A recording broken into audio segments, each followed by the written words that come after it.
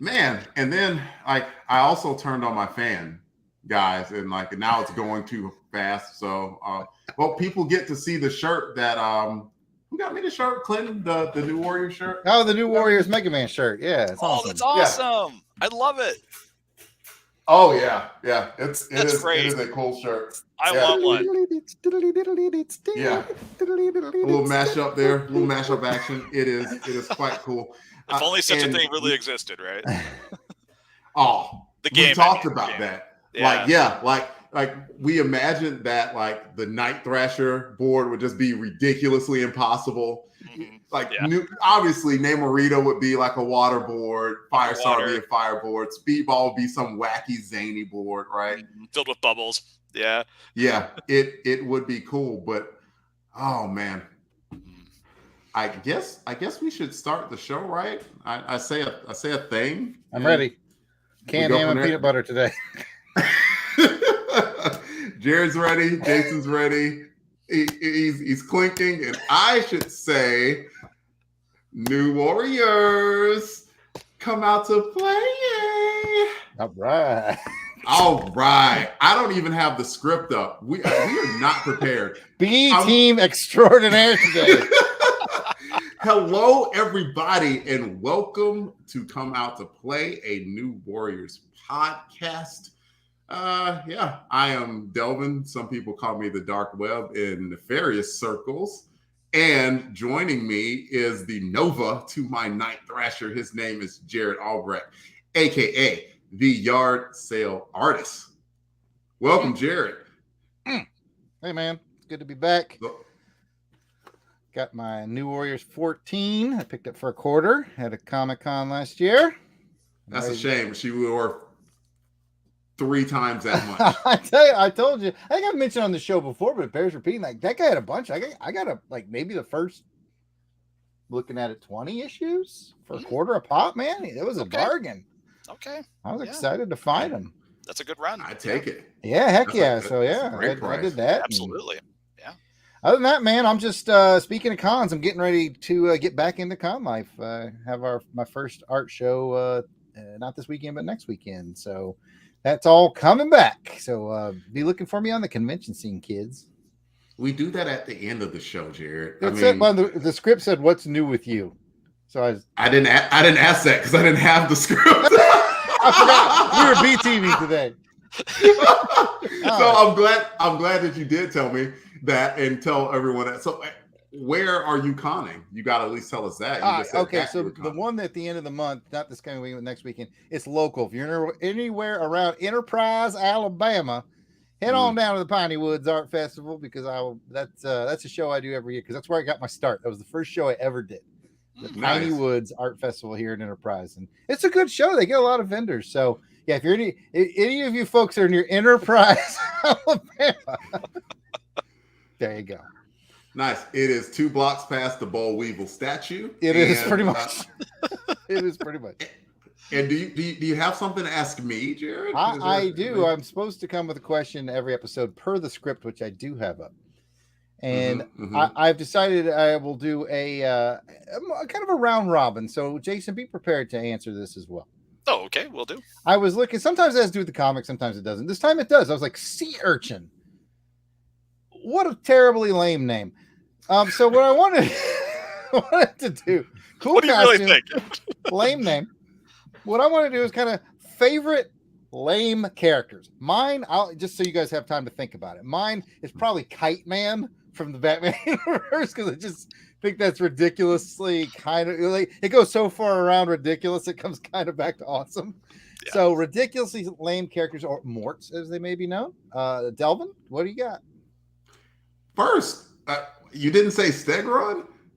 He's A-list. He's not lame. He's A-list. I think the first time I've heard him described that way, but okay, we all have our favorites, You would have to tune in to some Long Box Crusader Chronicles where you might hear Jarrod wax his love for Stegron way too much. If I had to guess one off the top of my head, I thought Spidey Foes first, even though Kite Man is funny, especially when Tom Taylor brought him back, and every time like Kite Man would come up and he'd go, hell yeah. That was cool. But I like the Ringer.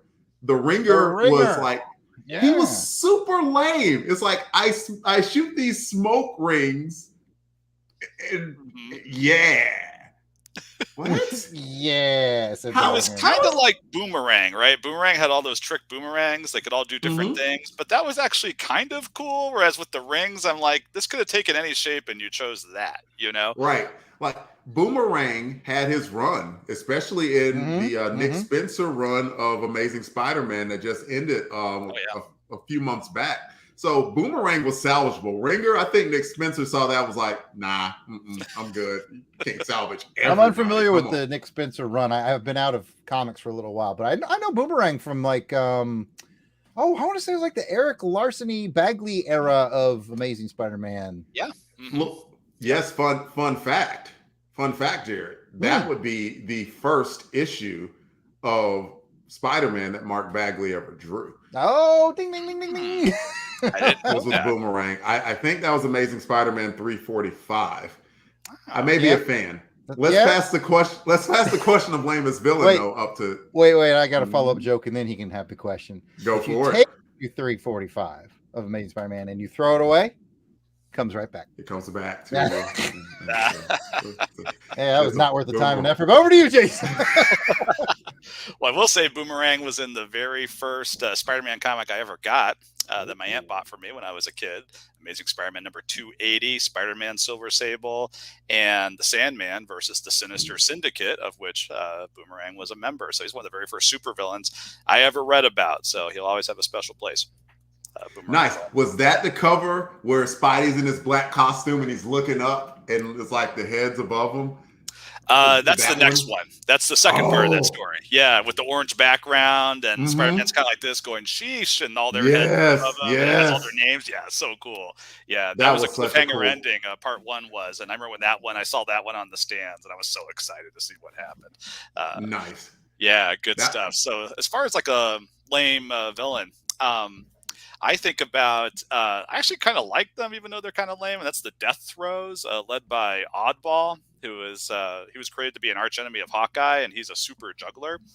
And he, speaking of guys that throw stuff that like do various things, like release smoke, explode, whatever, his stuff happened to be these like juggling balls. And he was on his own at first, and then they had a team called the Death Throws that had 5 of these guys that all juggled something different. There's a guy that juggled bowling pins. There's a lady that juggled bombs, and a guy that juggled rings, actually, who was not the ringer. He was like the ring leader, I think his name was. So... super all made up. All made up. They are real, believe me. See, before we came on, I told Jason that this was a relatively PG show. So, I mean, as soon as you said juggling various things, in my mind, the idea of what I said was challenged mightily. You notice I steered clear. You know, I was like, I'm going to take it this way. Otherwise, I know what they're going to do. That said, innuendo is very PG-13. so I played my cards right there. And I should probably introduce that we have a guest here that you've already heard from. And I did some looking up on your Twitter profile because I didn't want to just introduce you by name. On the Twitter profile, it shows that he is the author of Monster Problems and Super Problems from Black Rose Writing. I am, It's Jason Lady. Welcome to the show, Jason. Here are my books. Thank you. It's really good to be here. Thanks for having me. Absolutely. You've already been an awesome guest, and I have 2 questions that I ask any new person to the podcast. The first one being, what was your introduction to the New Warriors? Sure. So as I mentioned, I was collecting comics from a young age, probably maybe 3rd grade onward. My aunt got me that issue of Amazing Spider-Man that I mentioned, and the rest was history. Something that was kind of unusual is that my dad and I collected comics together, which I understand. Oh, that is awesome. Yeah, I've learned that is actually not the norm. I kind of took it for granted when I was a kid, but most parents were disapproving or indifferent, right, to comics as a hobby. My dad was into it. He was right there with me. And we were mostly into like X-Men, X-Factor, New Mutants, all the Spider-Man comics, Avengers, Cap. And, you know, we were collecting those pretty faithfully probably from 1986 onward. So by the time 1990, right, when New Warriors came out, we were Marvel junkies. You know, we weren't much into DC. It was pretty much about the Marvel comics for us at that point. And I remember seeing it on the newsstand, which was unusual because by that point we had a local comic shop that we actually went to get our comics. But I was visiting my grandmother in Indiana. Went to a drugstore. There was a spinner rack. I didn't encounter those very much growing up. And New Warriors #1 was on the spinner rack. And what was intriguing to me was I recognized some of these characters, like from like the Marvel Handbook and stuff like that. But I didn't really know much about them. And it was a #1 issue. So you can think about the era when I started collecting comics, like Amazing Spider-Man was on number 280. The Avengers were on number like 200 something, you know, everything was like a triple digits. And I was like, this is a chance for me to get on the ground floor of something, of a series. Yeah. And that's what was kind of exciting about it. You know, these unknown characters who I didn't know much about and could learn about. And then too, it's a #1 of something. I think the only other series like that for us was Excalibur, where you got to start with #1 and go onward, but that had pretty established characters in it. These were characters in New Warriors that not really much had been done with them. And Night Thrasher was a brand new character. So we just started collecting them, and I collected New Warriors all the way up through number 51 when I went to college, and comic collecting fell off because there was little money at that point. So that's my history with New Warriors, but loved it. And I think part of it too was they were young heroes, and I was a middle schooler / teenager. So these were kind of in my age group, kind of you know, young people, and you could look up to them in terms of their attitude, in terms of the things they were going through. They had lots of angst. You know, teenagers have lots of angst. When I purged my comic book collection a few years ago, I was sure to keep that run of New Warriors, and I actually still have my original issue that we're going to talk about tonight. I got this right off the shelf at the comic book store back in the day, and I still have it to this day. Me too, sir.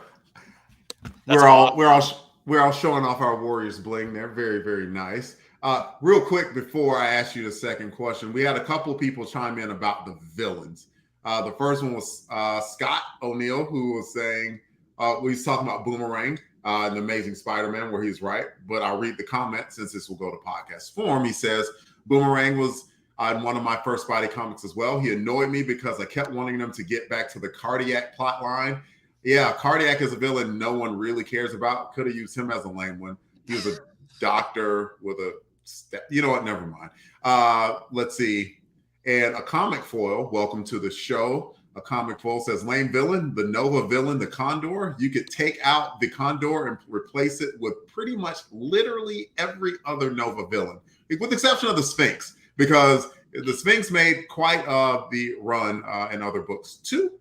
And Scott chimed in also talking about Speedball, saying that his run had a couple of or a few cringe-worthy villains, such as the human rat, the bug-eyed voice, aliens who were cats, the sticker who used magnetic glue but somehow is not the trapster. Interesting. When you open yourself up to be clowned by the trapster, aka Paste Pot Pete, you're a lamer version of the trapster, right? Yeah. When you're a B-team Paste Pot Pete, that's man.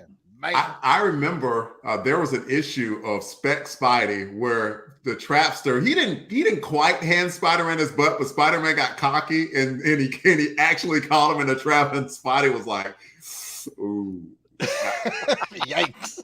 Wait, second question before I forget, okay. Jason, would be, what would be your ideal New Warriors lineup? Okay, wow. I should have prepared you for these, but. No, that's all right. I could think on my feet. It's actually something I've thought about recently, and preparing for the podcast, and just thinking back on New Warriors. And I don't think anything beats that 8-person lineup that they had at one point. I know there's lots of other New Warriors that came later, and I'm not as familiar with them. Like Hummingbird and Bolt and people like that that came along later on. But that original 8 that was like Night Thrasher, Firestar, Nova, Justice, Rage, Silhouette, Speedball. Who am I missing? I'm missing an 8th person. Who's Rage? Who's Hummingbird? What's going on here? Don't worry about it. Just wait a few more months, Jared. Staring at the poster on my wall, 1, 2, 3, 4, 5, 6, 7, 8. We have Rage, Speedball. Oh, Namorita. Namorita, which, geez, we're going to be talking about a comic that stars her tonight. And actually, I have my issue right here. I could have just looked at the corner box. And, don't expect me to do the smart thing, though. we are going to be talking about her, and that is an excellent transition, and I'm going to take it. Come Out to Play is a chronicling of the 1990 series, The New Warriors. The first volume of New Warriors ran 75 issues. Jarrod and I will cover all this first volume as I rediscover my love for the series, help Jarrod find his, and share our love and joy with the listening audience. So grab your skateboards and your bucket helmets. It is time to play. We're covering New Warriors issue 14, which we may have mentioned a time or three today. And the cover credits go to Mark Bagley and Larry Malstead. And Jarrod's going to bring it up before I come back from the script. I just know it. And we're going to talk about it there. We're going to let our guests talk about it first. Jason, what do you think of the cover? Sure.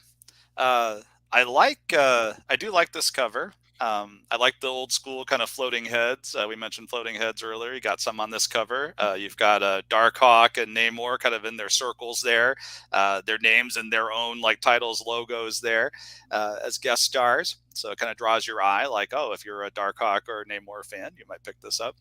And I like the red of Sea Urchin's armor and the red of the title, because against kind of the murkiness of like the water and being in, the water being in the background, the red really pops. And I like that. And, pretty good portrait there of Namorita being in peril. Not a great situation. You wonder what's going to happen to her. And, Sea Urchin actually looks like he would actually be a fun action figure, like one of those that you could clip different parts on and stuff, and put different gadgets and guns on them and things like that. So you're kind of intrigued and wondering what's going on here. So those are my thoughts on the cover. Nice. What you got, Jarrod? The first thing that struck me about the cover is that it is 1991, because that Namor book is on the shelf right now. And that Darkhawk book is on the shelf right now. And I really feel like they were like trying to get that synergy. Like, it's kind of neat that we've watched New Warriors go from let's get Wolverine on the cover, let's get Punisher on the cover. I think at this point, New Warriors was probably selling pretty good. And they were probably like, okay, let's get the synergy going. Let's get some of our other books that came out around this time, some of this New Warriors synergy. So Darkhawk, which is the name of that character, goes on the cover. Yes, Darkhawk. And Namor goes on the cover. Both of those series, by the way, I'm going on a tangent, so just ride along with me. Both of those series, by the way, I have just discovered really over the course of the last year, 18 months or so. Delvin, I think, brought a Darkhawk to Crusade. Maybe it was 2 years ago. Yes, Darkhawk. Yes, Hawk. Yeah. It piqued my interest, and I've been working on getting a full run of Darkhawk ever since, and I'm getting pretty close. And I also just stumbled into some Namor of this era. At the time, I kind of passed on. I was like, just not that interested in Namor. But then I found out that Jay Lee did a lot of the art in the Namor book, and I'm a Jay Lee fan. So I went and picked up some of that, and I'm really enjoying Namor. So it's like a lot of things are coming together for me on this cover. And the funny thing is that's happening for me now. And I think that was the intent of what they were doing in 1991, was to bring all three of those things. Those are the books that they're trying to lift up. Mm-hmm. So that's my first thought. Then I look at Sea Urchin, and my second thought is Bagley, much like most artists I know, including myself, does not like to draw tech. It is not his strong suit. He doesn't want to do it. I'm not saying it's a bad drawing, but it's a little murky. It's not crisp for tech, but he gets away with it because it's underwater, and so you don't need the crispness. The crispness celebrated the 25th of every December. The crispness. You know what I'm saying? You don't need that in an underwater scene. So Namorita looks great.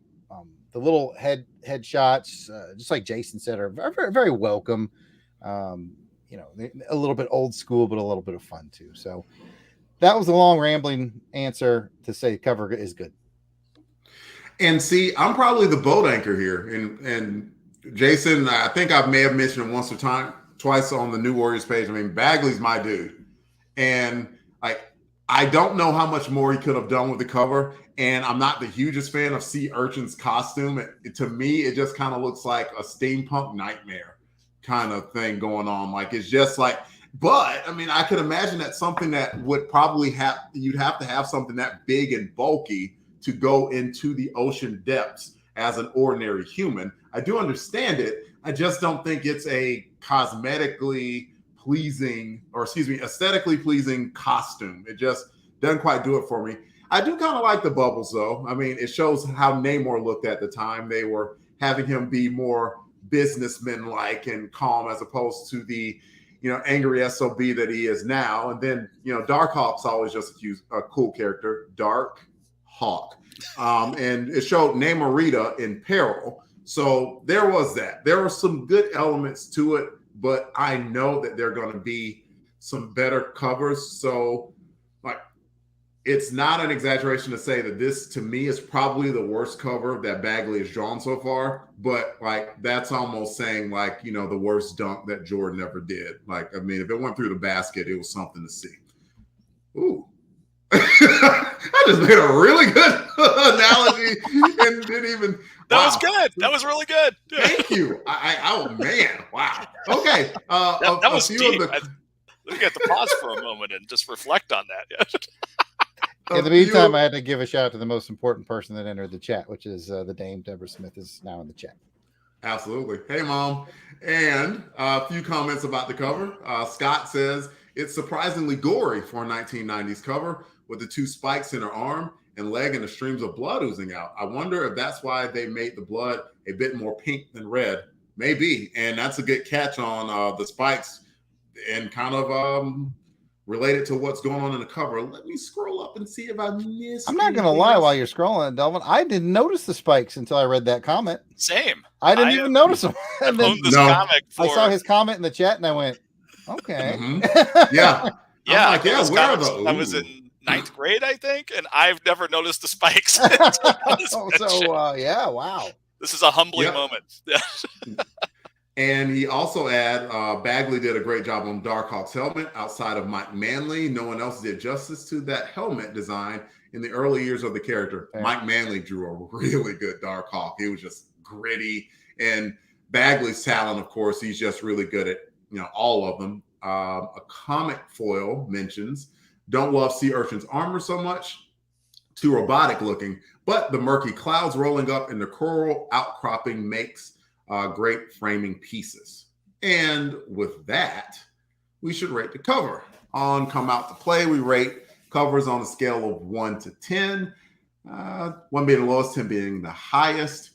We use nightsticks as the measure. I will one day bring out dictionary.com and let Jarrod see the meaning of the word trunkian. Jason, what would you rate the cover 1 to 10? Let's see. I don't think, to your point, I don't think it's the best that New Warriors has ever had. Definitely not the best that Mark Bagley's ever done. I also don't think it's a bad cover either. I'll probably put it somewhere near the middle top. I will give it, say, 6 Eskrima sticks. I think you call those Eskrima sticks.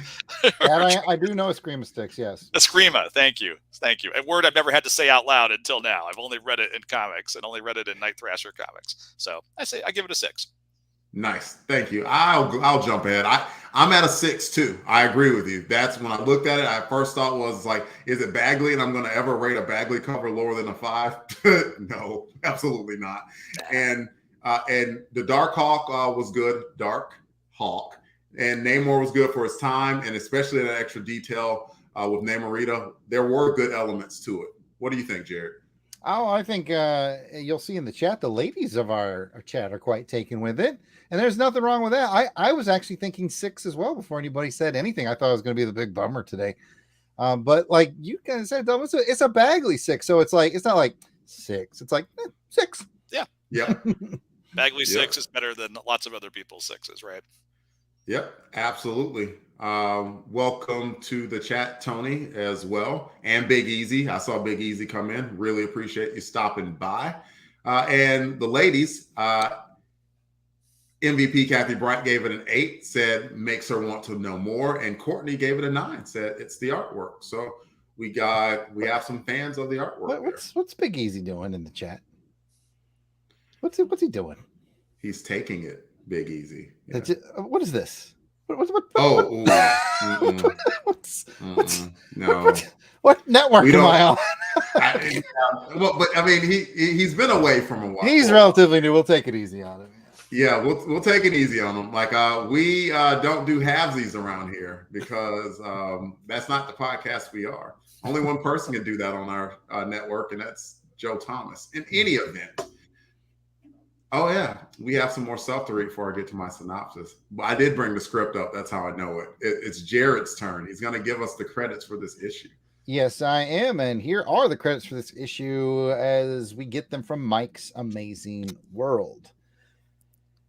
This is New Warriors 14, in case you didn't get that the first 20 times we said it. It's on sale June 25th, 1991. It's cover dated August of 91. Its cover price is just $1. The story is Fabian Nicieza. The pencils are Mark Bagley. The inks are Sam De La Rosa. Colors are Andy Yankus. Letters Joe Rosen. And the editor is Danny Finger Roth. Delvin, is it synopsis time, or do you got anything else we need to catch up with in the chat? We just had a few more scores come in. Big Easy finally settled on a 7. Tony Pennington adds, anytime Darkhawk appears is a good time. I appreciate him separating the words dark and hawk. Yep. And Scott added that the sea urchin costume looks like what Kool-Aid Man would look like if he were assimilated into the phalanx. Oh, yeah. Oh, yeah. Oh, yeah. And a Burst through a comic full rates it a 6 as well. I'm sorry, I talked over you, Jason. What did you say? I was going to say, it needs to be shown bursting through a wall like Kool-Aid Man used to. Yes, the urchin smash. All right. And now it is synopsis time. The title of this book is The Breeze of an Underwater Wind. The main plot point would be Namorita took one of the biggest L's you're ever going to see a superhero take in a conventional comic book at the hands of sea urchin. And if you think about it, Namorita also made probably the biggest tactical error leading up to that monumental L that she took. Did I mention the L? Monumental. In any event, she got in her fee-fees about it and got into some battle armor that was supposed to be designed for murder, but she just couldn't do it. Oh yeah, there are other new warriors.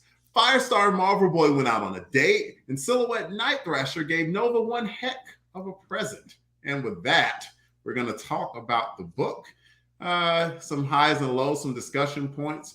Jarrod, we can let you lead it off with your pictures because I know you brought an image or two. I did.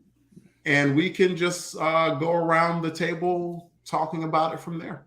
All right. I'll bring up the first of 7 images I brought with me today. I brought with me this image of Dark Hawk coming up against or with or meeting Namorita and Speedball. And in classic comic book form, we got to fight.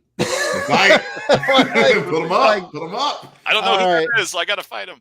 I got to give some interestingly enough, and we'll get Jason's take on this scene in this moment in just one second. But interestingly enough, I want to talk about the art for a minute. I mean, that Dark Hawk pose is really cool. And but the minute I opened this book, I knew something was different, and it's Malstead missing Sam LaRosa on it. And I'm not saying that's necessarily a downgrade. Like the inks that Sam put down on that Darkhawk are pretty good. And so it's really cool. And I think we've seen Sam step in for Larry once before in this run. And I just think that's just a wonderful thing that you've got Larry Malstead, who's like the guy for Bagley on this book. And then you pinch hit with Sam De La Rosa, and although it's different, it's still really good. So just artistically, I wanted to mention that, and then we can see what Jason thinks of the story element or the art or whatever you got on this, Jason. Yeah, sure. I agree. It's a great Darkhawk pose. I love his tough guy dialogue. Drop it now, girl, or I drop you. And I like Namorita's response to him. Who in the name of Flipper are you? Just the dialogue is good, and his response to that, "Call me your worst nightmare. Call me Darkhawk." It's great comic book posturing. I love it. Um, to your point, his pose is good. I do like the bottom panel there with all the speed lines. Obviously that's there for effect. They aren't really there. None of it is really there, of course, but that really brings forth just the speed that she's flying at him, and he better watch out what's happening here.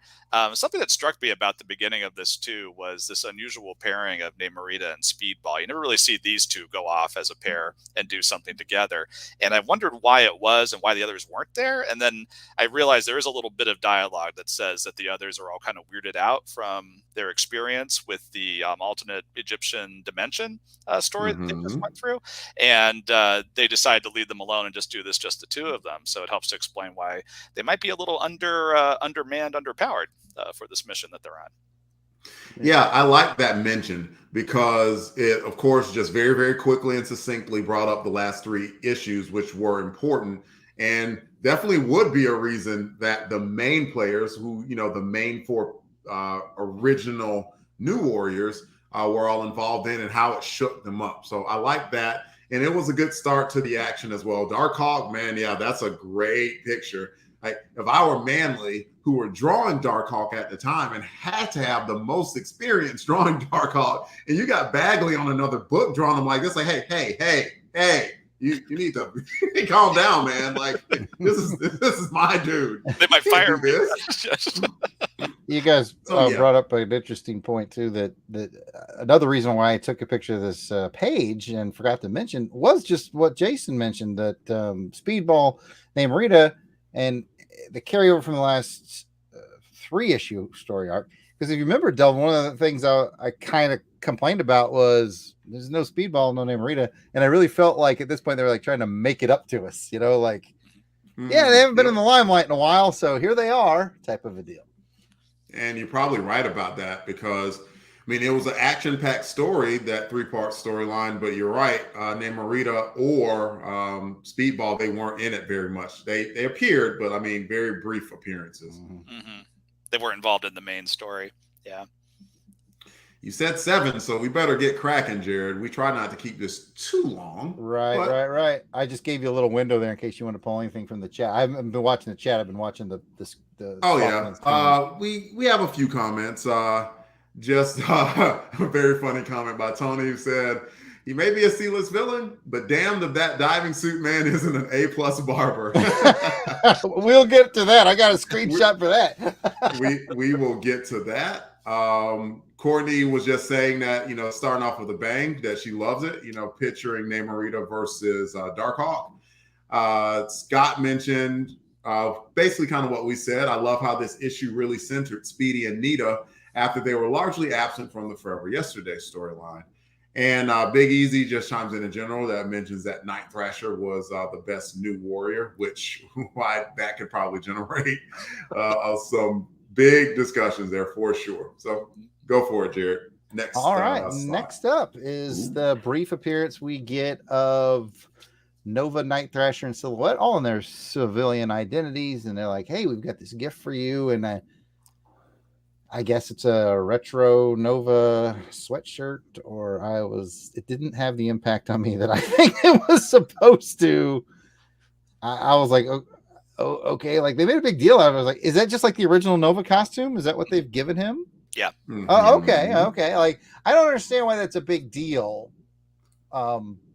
Maybe fans were clamoring to see him in the old costume, or I don't know. I don't think it's bad. I was just like, okay.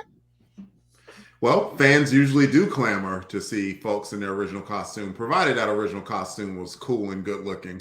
So I'll let Jason talk. Jason, what do you have to say on that or any other subject? Sure.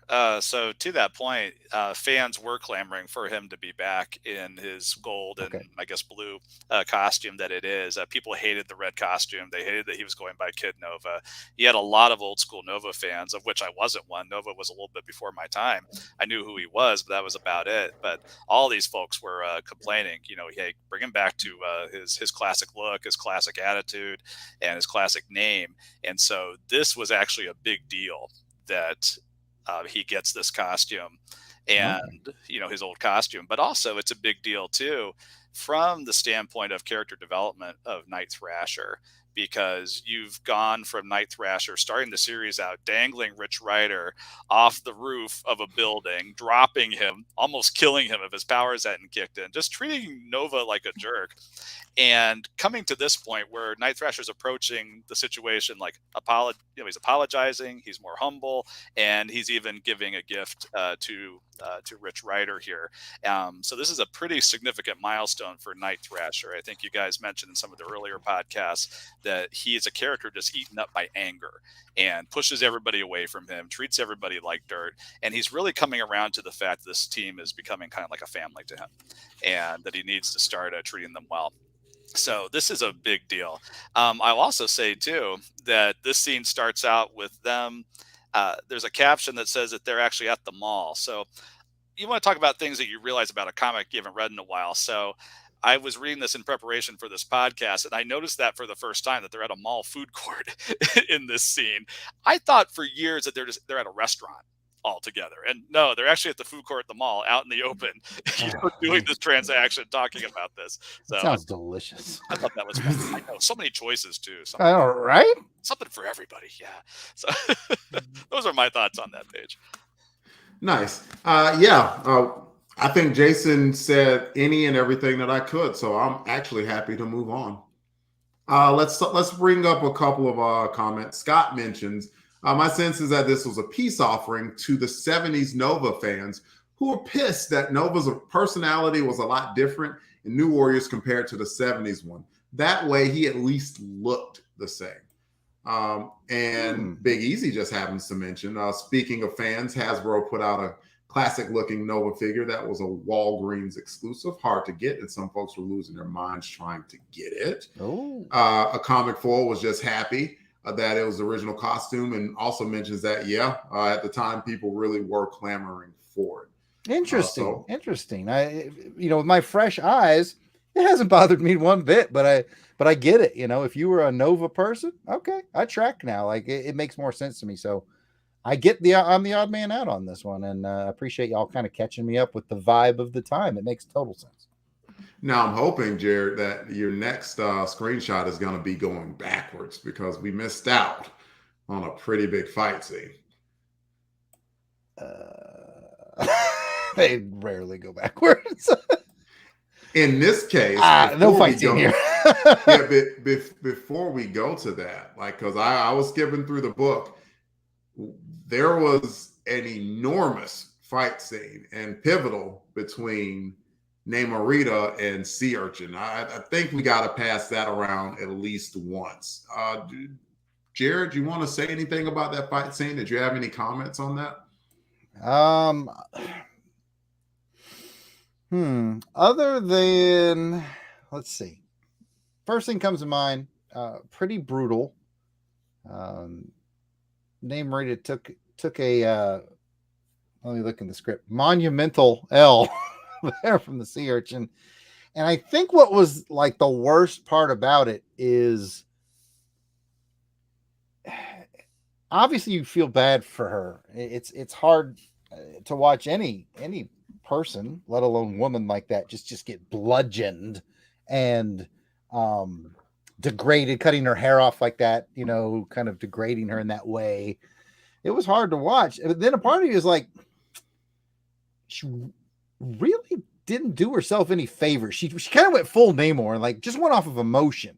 She didn't like plan a tactic. She, like, if I remember correctly in the story, it's been a couple weeks since I read it, but I think he was like, by the letter of the law, not doing anything wrong. And she stepped into his space, which is something the New Warriors have done a couple of times now, I've noticed. They go up against guys who are like bad guys, but by the letter of the law, they're not doing anything wrong. So it's like it was a weird situation. You definitely feel bad for her, but then part of you is like, you didn't think that through too well. So those are my overall thoughts. I'll pass it to Jason. Yeah, no, same. It was hard to read at the time. I remember, when I was a teenager. It's hard to read now. I mean, Namorita is a very likable character. You can't help but like her attitude, her spunk, just the way she doesn't, take any guff from anyone. And I've always thought that she was a cool character, and to see her, get beaten up so badly is really tough. What's interesting about this scene, it does start out with her. She's flying, approaching the boat, and she says that mother boat is loaded with dredging and salvage equipment. She's thinking to herself, and she says, "Let's do it the Thrasher method." So it's almost like she took a page from Night Thrasher's book, Good where I'm just point. going to dive right in without really thinking things through, and it doesn't work out very well for her. So you can kind of see in another part of this comic, Night Thrasher changing his ways in terms of how he approaches other people.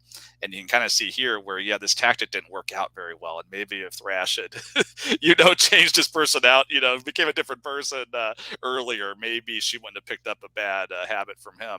But that's kind of what happened here. The only thing that I really want to add is, and I mentioned it in my synopsis, why didn't Namorita swim that entire time?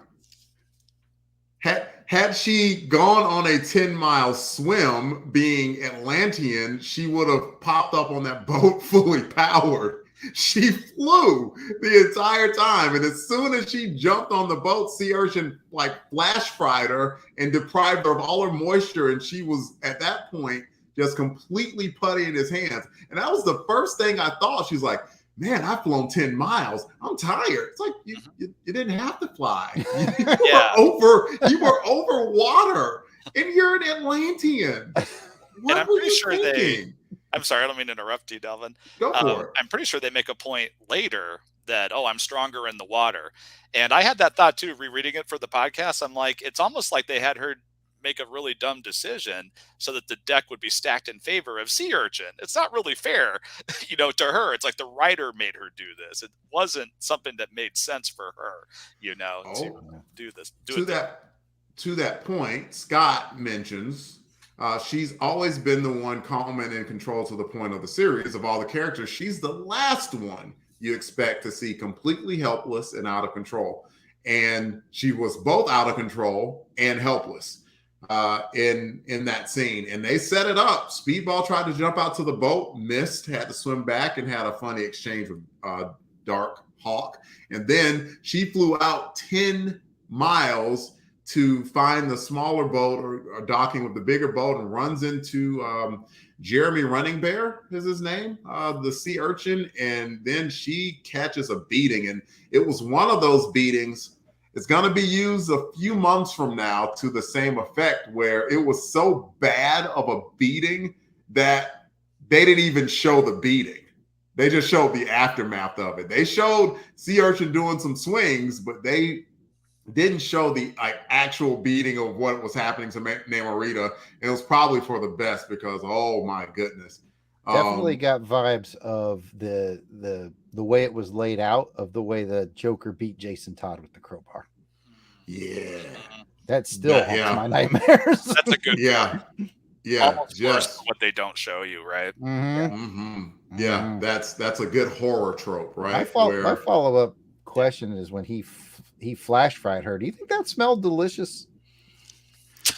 So, Jarrod, could you please move on? We've got this page here. Unless you have any pertinent comments about anything else, we've got my next page. Go for it. Okay. Well, I'll say this much, and because it does tie into the overall story. Scott adds, the flying rather than swimming does tie into the story a bit. She's not sure where she belongs. She's torn between the two worlds, so flying, something a surface dweller would do, might reflect that. So with that, go ahead, Jarrod. All right, I clearly selected this next one because we only get a few glimpses of what's going on with the other heroes, which is why I selected the food court one previous, and now we have sort of the blossoming romance between Firestar and Dr. McCoy. Oh wait, that's not Dr. McCoy. That's Astrovic, who looks like Dr. McCoy in that center panel. But yeah, I thought that was kind of neat. She's got the overprotective father.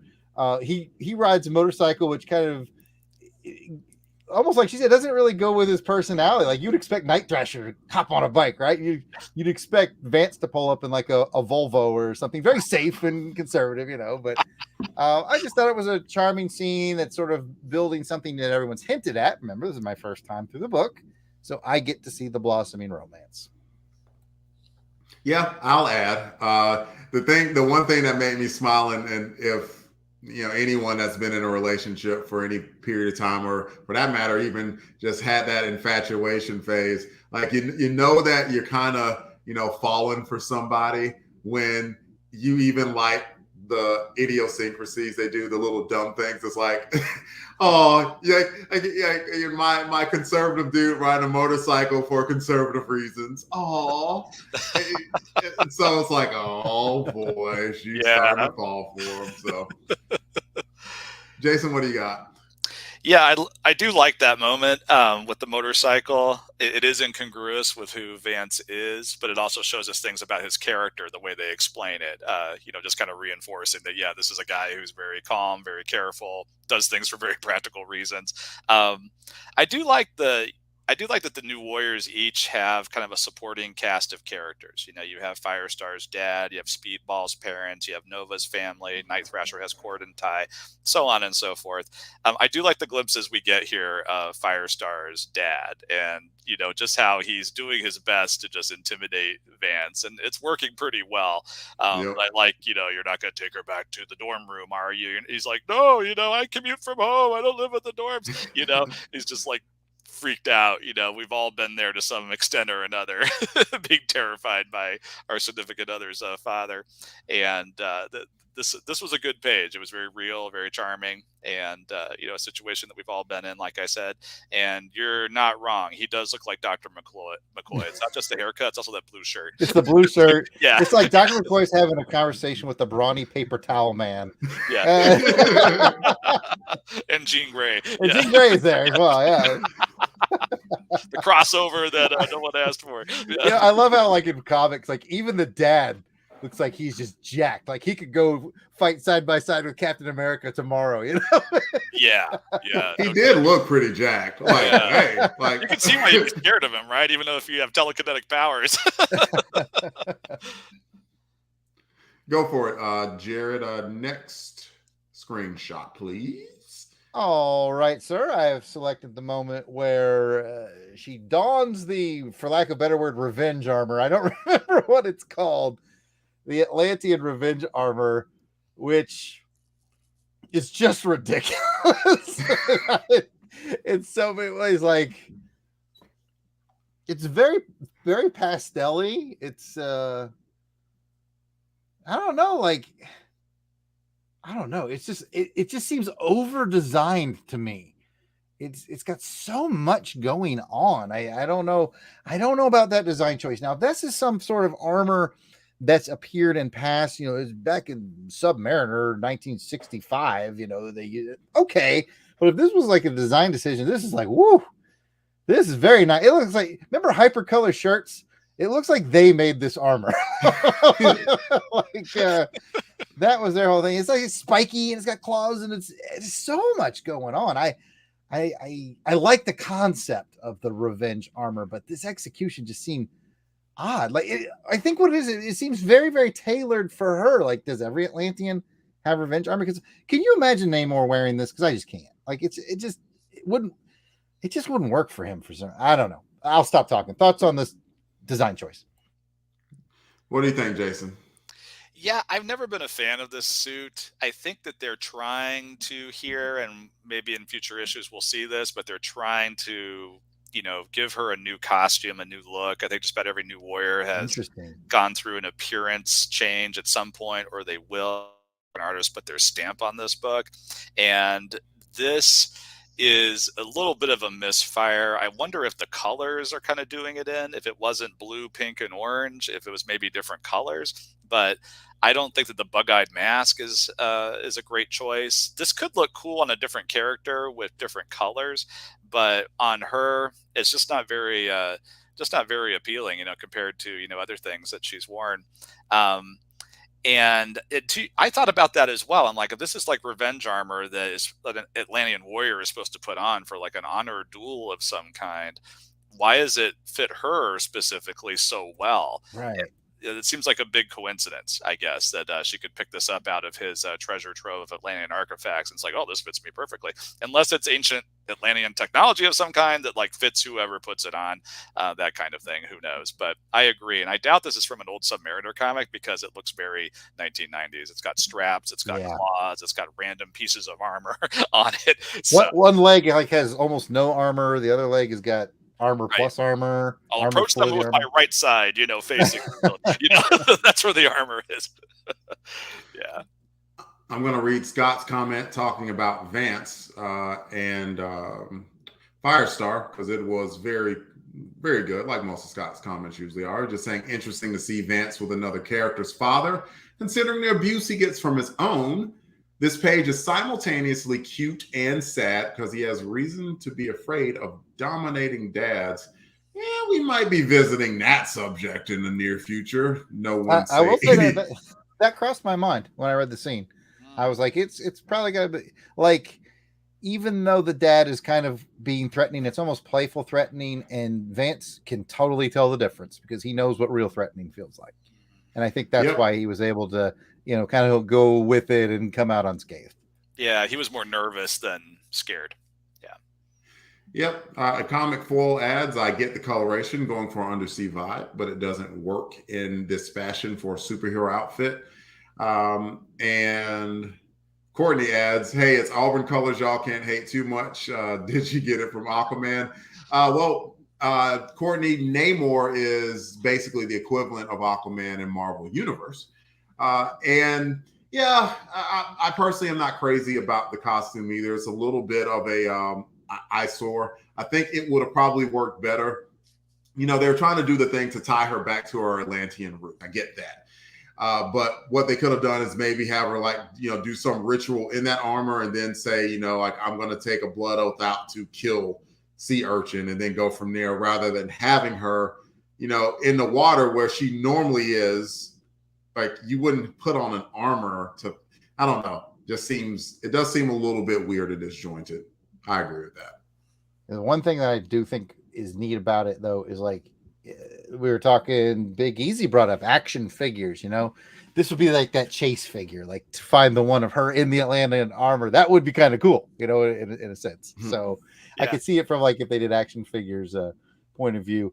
I also want to give big props to the Submariner on this one because she was like battered and beaten down and humiliated. She's like, I'm swearing out this vengeance. He's like, what's going on? She's like, I'm gonna kill sea urchin. And kudos to Namor for not just stopping and going, took an L to sea urchin. Give me the armor back. Well, you bring up a good point. Something I forgot to mention with the, sea urchin himself when he first emerges, when they first introduce him here. He gets introduced like he's appeared before, and he hasn't. I actually looked it up. He ends up appearing I was wondering. Some Defenders comics later on. He pops back up, apparently. I haven't read that. So he does have some life after New Warriors, but they do treat it like, oh, Jeremy Swimming Bear, the sea urchin. And it's like, you've never mentioned this guy before, and you're acting like we should all know who he is, I guess. So he kind of comes out of nowhere. I like how his regular government name is more compelling than his supervillain name. Yeah, actually. I'd be more scared of Jeremy Swimming Bear than the sea urchin. Like a swimming bear is like scary. It's swimming right at you. If I saw a bear swimming at me, I would be terrified. Right? Yeah, but absolutely. Well, on Twitter a while back, I did send Delvin a picture of an actual sea urchin. Do you remember that, Delvin? I do. And they're also known as sea hedgehogs. And they're these little spiky ball things is what they are. So they're not terribly intimidating, although they can be very poisonous and they can really hurt someone in the water. But, not a very intimidating animal to name yourself after. A bear go with the bear. Go with the swimming Go with the bear. Yeah. Always go with the bear. Unless you guys think Delvin from the comments? Go for it. Moving on. The rematch. I picked the rematch fight scene because mainly two things. One, artistically, I think it's incredibly good. Again, Bagley and De La Rosa are doing great teamwork here. I mean, just look at it from an artistic point of view, especially that second panel. You've got to draw tech with impact with motion underwater, which includes bubbles and wave lines. And I just think all this underwater action is done incredibly well. Also, you get the sense going from panel to panel, even with all this action, that he's ascending, which it's like it's exactly what he's doing. He's ascending a tad too fast, actually. And so I picked it for that artistically, and for this being the moment where she realized that maybe being a stone cold killer isn't in her blood. Yep. That's one of those defining moments of who she is and who she is not, because they definitely ginned up the anger. She had a couple of reasons to be very angry, possibly to the point of killing someone, in that she saw that sea urchin was, in her mind, raping. That's the word she used. I mean, you can't get a more powerful, ugly word than that. Was raping her heritage. And so she was furious about that. And then when she tried to stop it in any way, she got completely humiliated and embarrassed and beaten to within an inch of her life. And even despite all of that, she had sea urchin dead to rights and still couldn't do it. So that was a pretty good defining moment for Namorita as to the type of heroine that she is. She's just like, I want to see this person punished. I do not wish to see this person killed. Jason, what do you think? Yeah, I mean, it definitely does set her apart. This is the era where you've got characters like Punisher and Wolverine, becoming very popular. And, those are guys who have no compunctions about killing their enemies, especially in Punisher's case, and Wolverine if he has no choice. And for her to kind of set herself apart and say, no, I'm going to take the more the high road here. I'm going to be more of a moral person. I'm not a murderer. I don't have it in me to do this. Is really good, I think, in this era, and really sets her apart as a true hero. Really shows us kind of like her heroic character. I also like something else too about this fight scene. I don't think that because you mentioned earlier that dehydration weapon that he used on her in their first fight was so effective, because it just totally took her down and she lost all her strength. And I like here that they don't show him trying to use it. And I like that they don't even talk about it, because when you think about it, it's not going to work underwater. She's submerged in the water. They don't even have to go there. They don't have to insult our intelligence by even talking about it. So I like that he's pulling out all these other weapons and he's desperate. But it does underscore that, you should have flown through the water. It's like swam to catch the boat instead of flying through the air, because she did a lot better against him this time. In fact, I'd say she won pretty easily this time compared to before. So it's like, if you'd done things a different way, maybe that wouldn't have happened. But yeah, I agree. And Bagley's depiction, I like the panel. It's not on this particular page. There's a panel of sea urchin. He's basically quickly going back up to the surface to get away from her, and they show him receding up. She's kind of down looking up at him, and he's off in the distance flying upward, and there's kind of like this whirlpool of water going around him, and it just looks really cool. And they show her kind of getting pushed downward by the water that's being displaced by him going up. So yeah, there's a lot of thought put into this, because a lot of times comic book artists, when they have underwater scenes, it's just like they're moving around and operating just like they're out in the open air. And in this case, Bagley clearly put a lot of thought into it. So, that's why Bagley's Bagley. Absolutely.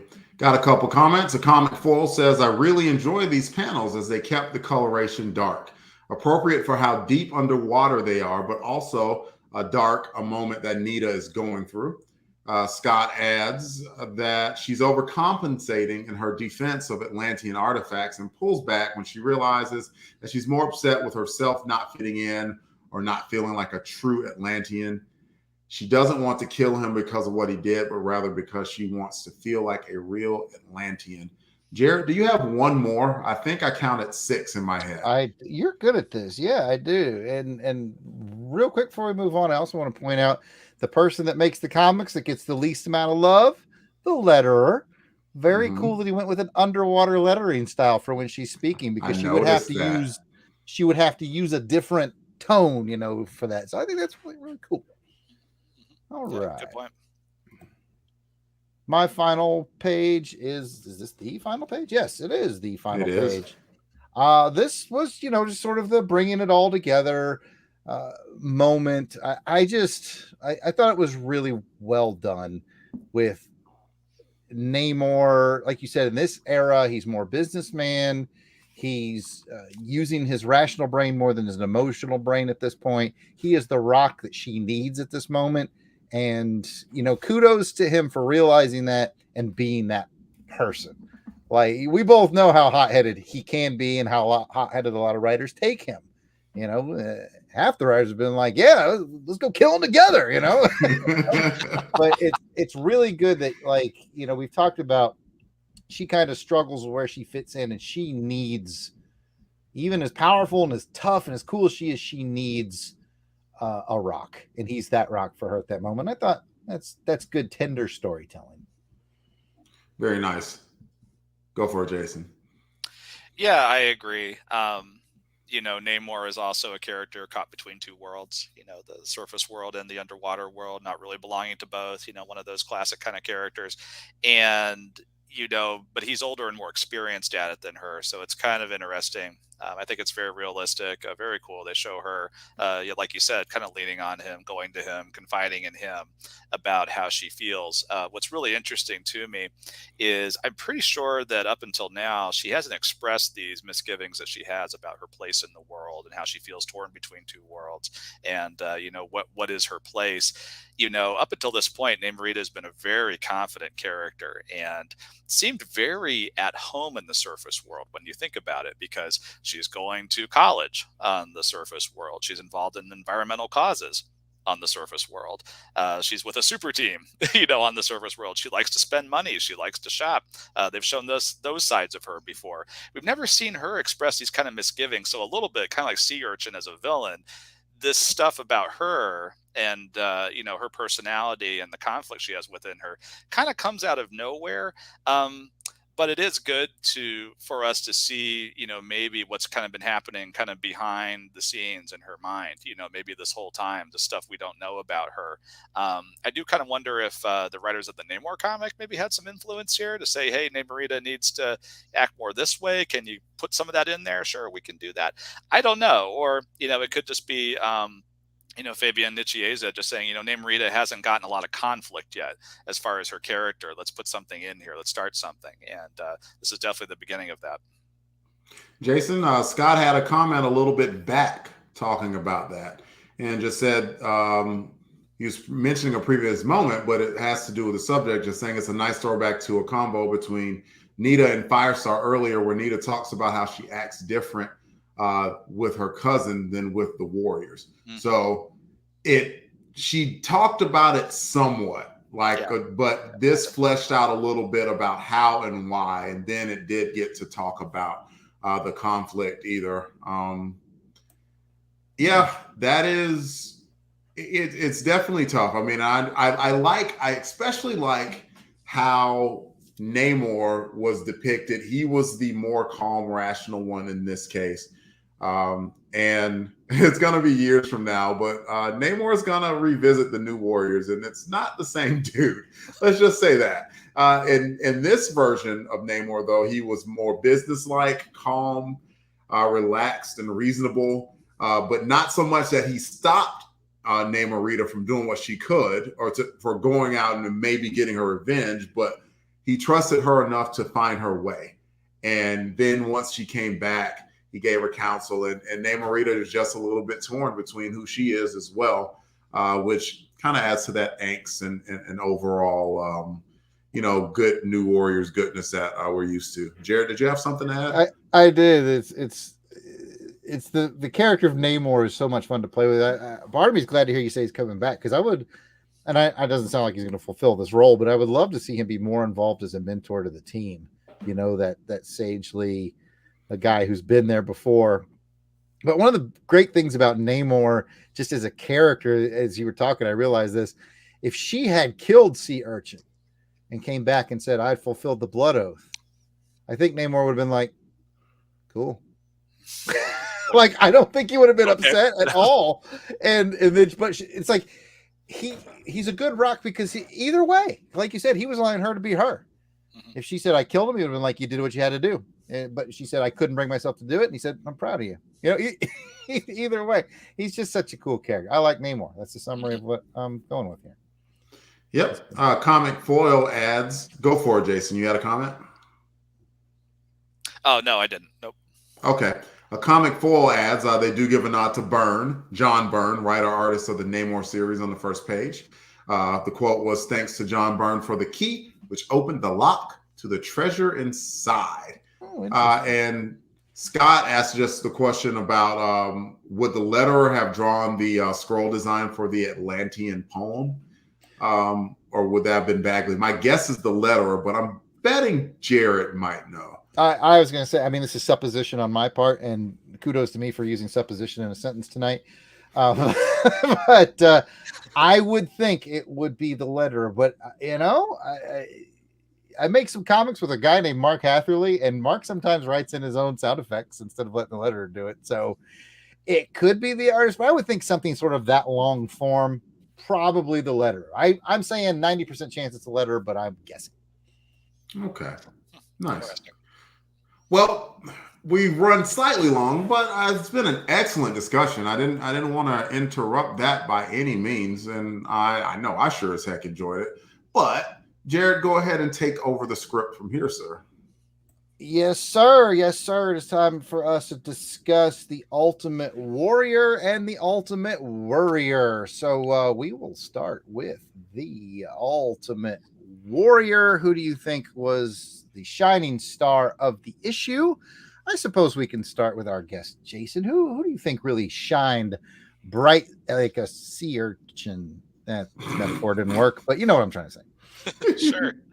You know, kind of going back to what I said earlier about that scene between Nova, Night Thrasher, and Silhouette at the mall food court, and just showing us how far Night Thrasher has come, I would say he's the ultimate warrior for this issue for me. Nice. I love that character development. I love that you can look back, 14 issues earlier than this, and you could just see how far he's come, where he's just becoming this team player. He's becoming a guy that can work well with others. He's seeing the error of his ways, and he's growing and maturing, as people do, as they grow in age. And you're seeing that with him, and you're seeing the team have a positive impact on him. So I think he's my ultimate warrior for this issue. I'm going to go ahead and chime in. I'm going to say that I'm giving it to Sea Urchin. Sorry. I mean, he whooped Namorita's butt in a way that he whooped her so bad, even Speedball later is like, she got her arms wrong. And so, it's bad if, your teammate looked at you and was like, she got whooped. So, yeah, I'm going to give it to Sea Urchin because he did have his day until he didn't. But, that moment in the sun, he was shining pretty brightly. What do you think, Jarrod? To no one's surprise, I'm going to give it to Namor. I love the character. I love how he was in this issue. Really cool to see him part of it. And I've kind of been looking for that. New Warriors, it's got Namorita. I'd love to see, like I said, I'd love to see Namor come in as a mentorship role. I'm reminded of the Titans comic in the late 90s, early 2000s, where it was all the new young heroes, and Cyborg was the guy who was like the mentor role to the team. I'd love to see that. I know it's not going to happen, but Namor. Cool. Shall I get to the warrior, or are there warriors in the chat we must address? Nope, go for it. All right, let's get to the ultimate warrior. Who are we worried about? Who's struggling? Who do we have concerns about? Jason, what do you think? For me, it's Namorita in this issue. She goes through a lot in this issue, a lot of trauma. She's very angry. At the end, she's very conflicted. She's very torn between her human and Atlantean heritage. And you just got to wonder. I mean, I know because I've read the rest of the series, but you got to wonder, where's it going to go from here? Because this seems like a turning point for her. And will things get better for her? Or will they get worse? You really don't know.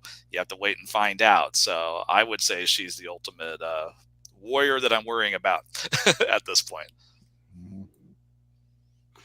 I will go ahead and say I agree. I'm worried about Namorita too. I mean, she's going through, a personal identity crisis, and whereas in the past, they've shown her as being, a beautiful, very confident young woman in college, and there was a lot of turmoil boiling underneath that we had not really known about until this point.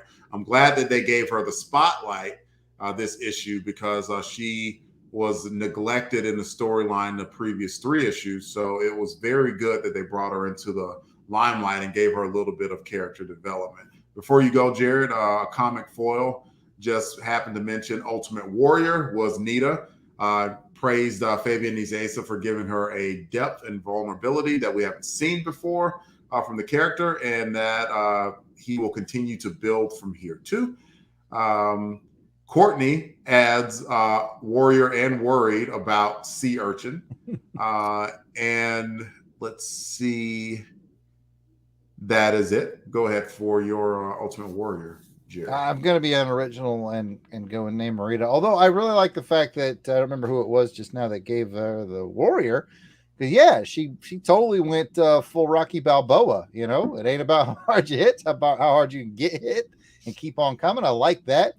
But I do worry about her because she's, like you said, Delvin, she's used to being A, royalty, B, gorgeous, C, super strong, unstoppable. I feel like we just watched her first true loss. And we've all known that person, especially you and I, Delvin, being military people. We've all known that person who just has all the confidence in the world and they're great, you know, officer or enlisted or whatever, great soldier. And they experience their first loss. And sometimes that can really, really hurt somebody. One of life's greatest lessons is learning to lose. And it's tough when you have to wait that late in life to learn that one. So, yeah, a little worried about it. Nice. And now that is done, we should rate the thing 1 to 10. Been an excellent discussion, gents. Really have enjoyed it. But let's rate it 1 to 10. New Warriors 14. Jason, you were first. What would you rate it? Let's see. Kind of like my rating for the cover. I'm going to put it, you know, maybe in the middle, but kind of like, you know, the good side of the middle, if that makes sense. So it's a long-winded way of saying, I think I'll give this issue a 7. You know, it loses some points for me because there is some stuff that kind of comes out of left field with Namorita's characterization as well as Sea Urchin.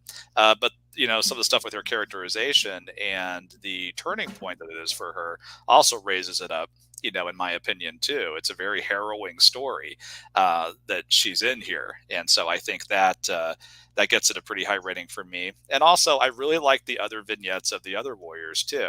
Just having these very human, really touching moments of Vance and Firestar on the date. And like I said earlier, I have nothing but good stuff to say about Night Thrasher giving Nova the costume and them having that moment of forgiving, forgiving and reconciling there. And I like the banter between Darkhawk and Speedball too, you know, where they're each of them are like, we've never heard of each other. Oh, we need a new PR firm, you know. I kind of liked all those moments throughout it too. So that raises it up in my estimation as well. Nice. Go for it, Jarrod. What would you rate New Warriors 14? This may come as a shock to you, so brace yourself. I've given this a 9. This is one of my favorite issues I've read so far. I think that comes to my bias. I'm much more biased to individual books than team books, and this one had more of an individual book feel. I would probably even go with a 10 if it wasn't for Darkhawk. Don't get me wrong, I love Darkhawk, but he just felt shoehorned in there. Like, I really kind of wish they waited another day to bring him in. And I'm kind of hoping he revisits the New Warriors. He fits in so well in this era of that age group, of the time. Like, I hope we see more of him hanging out with the team. So we'll just have to wait and see. Guys are smiling. I mean, Jarrod. Is he on the shirt? he's on the shirt. Well, he then. made it on the shirt. Well, then. But no, half of it is my love of the character Namor. The other half is I really like this whole drill down, focus on one character. It just really spoke to me. I'm giving it a 9. I really liked it. I'm actually with you there, Jarrod. I'm giving it a 9 too, because, like I mentioned, I like the spotlight that was on Namorita too, and I like the depth that they gave her. They hinted at it maybe a little bit before, and they just established a little bit of background and depth to her. And I think what you said really struck true as well. You know, how is she going to react after such a devastating defeat? I mean, the guy, like, Sea Urchin did everything he could to humiliate her. He could have killed her, and he didn't. He just dumped her in the ocean like trash. And it was, and then between that and her identity issues, and then she overcompensated with the whole thing about the Atlantean heritage, which technically Sea Urchin had the right to scavenge that stuff. So, like, I mean, it's all of that combined, like, gets to that, like, New Warriors-y goodness of, like, it is supposed to be that ethical dilemma in the middle. Because you're like, was Sea Urchin wrong here? He wasn't the nicest dude, but was he illegal? No. It's like he busted into a museum and stole stuff. He found stuff that was laying around. Yeah, he wasn't illegal. It wasn't ethical. So, Lord, we could talk. If anything, the fact that we've gone 75 minutes talking about this, even our introduction was about 60 minutes of that, then it just shows like what the depth was in this book. And so like that alone gives it a 9. A Comic Foil gave it an 8, said a great character building issue and some nice side stories from others on the team. But coming on the heels of Forever Yesterday, it doesn't hit the same highs that Delivered. Scott gave it a 9 in terms of single issues. This is one of his favorite issues in the whole series. Great balance by the way character and action. Courtney gave it a 10 and said lots of battle and also battle within oneself. She said it the best in the least amount of words. That was very, very good. Well done, Courtney. Yeah. Succinct. And let's see. Just one more addition for Warrior. A Comic Foil gave the Warrior, to Darkhawk and just said, did he do anything in this issue? Stood on the sidelines, didn't inspire me to pick up his own book at all. Yeah. He had one baller pose. That was about it. He had that baller pose. That was a great pose. He had a misunderstanding fight with Namorita. He did that. Fought the wrong people. It was so misunderstood that Speedball broke it up. Like, y'all, for real? Speedball's the voice of reason. Yeah. Yes, I did pick up on that. Like, really? Speedball had to be like the mature one? Right. Okay, y'all. We are going to close out the show. Please come back and join us for the next episode where we discuss New Warriors 15 and we see Psionex and Gene Tech return, so you know hijinks will ensue. If you'd like to hear more from us, Longbox Crusade, y'all, we are everywhere. Twitter, Facebook, Instagram, and Patreon. You look for Longbox Crusade, you're going to find us. We, of course, have podcasts. If you follow us there in podcast land, any podcatcher, you're probably going to find Longbox Crusade if you look for it. YouTube, we are adding stuff all the time, like this live stream. We are starting to add our shows as they filter down too. So you have every opportunity to listen. And please, if you happen to be listening to this live stream, Courtney Holland was so nice to mention it a couple of times. Please click like so maybe more people can look at it and get to hear some New Warriors goodness and maybe get to listen to the Longbox Crusade. And please, please, please follow as well, because the more follows we get, the more exposure that we can get and the more people can look and listen to the love that we are bringing to certain properties across the comic book world. There's an email address as well, contact@longboxcrusade.com. Special shout out to our Crusaders Club members. We have a Patreon, as I mentioned before, $1 a month, and you can join it. And we give you stuff that is way more commensurate than that $1 a month. I promise you. There's a phone number. Model. It's a bad business. Right? You know, we get $1, we give them like $10. Like, no wonder we're broke, man. Come on. And we have a phone number as well that you can leave a voice message, and Jarrod will tell you what that number is. It is scrolling across the bottom of your screen. It's 707-532-5269, 707-532-LBOX. Pick up the phone. Pick up the phone. Okay, I like the whisper. It's very seductive, Jarrod. Jason, thank you so much, dude. Like, you're awesome. We appreciate it. Like, here is your time to pimp out any of your products and tell people where you can be found on the internet. Sure thing. No, thanks for having me. Anytime I can get together and talk comics that I loved from back in the day with people that appreciate them, I'll take that opportunity. But as far as what I have going on, I like what was mentioned at the beginning. I am a writer of books for children, middle grade kids specifically. And I have two books, Monster Problems, as well as Super Problems, which does have superheroes in it. But the theme of these books is a middle schooler gets a magic pen. Everything they draw with it becomes real, and shenanigans ensue. You can learn more about me and my books at my website. It's www.jasonrlady.com. And you can learn more about my books and me there. And I made it through the whole live stream without doing my ladies' man impression. It's a lady. I meant to do it at the start. We talked about Namarita. Delvin, I've heard every joke by this point in my life. There's a fish sandwich tie-in joke here with Namarita. Oh, it was all there. I've had Lady's Night sung to me. I've had Lady in Red sung to me. I've had Dude Looks Like a Lady sung to me. There was a lot of fruit left on the vine, all low hanging. I appreciate that. You could have left that alone, you know. Jarrod, please tell us where you can be found, sir. I'm at Yard Sale Artist. Twitter, Facebook, and Instagram is all at Yard Sale Artist. You can check out my wares at www.theyardsaleartist.com. I also wrote a book called Monster Problems, another one called Super Problems. So this is going to get dicey. No, I'm just kidding. I tell you what, though, I do these book page sketches at theyardsaleartist.com, right? I draw characters on book pages, and I had somebody ask for New Warriors characters. And to my knowledge, there's no New Warriors like novels or prose. I've been looking because I thought that would be cool to draw them on some of those pages. If anybody's got any leads on that, I figured this would be the forum to let me know. But I have Googled and searched, and I can't seem to find them. Yep, there is a Facebook page that's a New Warriors forum there. Maybe we can ask the question there, Jarrod, see if we can get you some books or something. Good thinking. I don't know that they exist, but I'd be happy to be pointed in the right direction. Sweet. And I can be found on Twitter at DE_RAY1977. It's funny, I had to bring up the script just to remember my own Twitter handle. God bless me. See you all next time. And remember, be a hero to someone, even if it's just to yourself. Till next time, New Warriors, come out to play.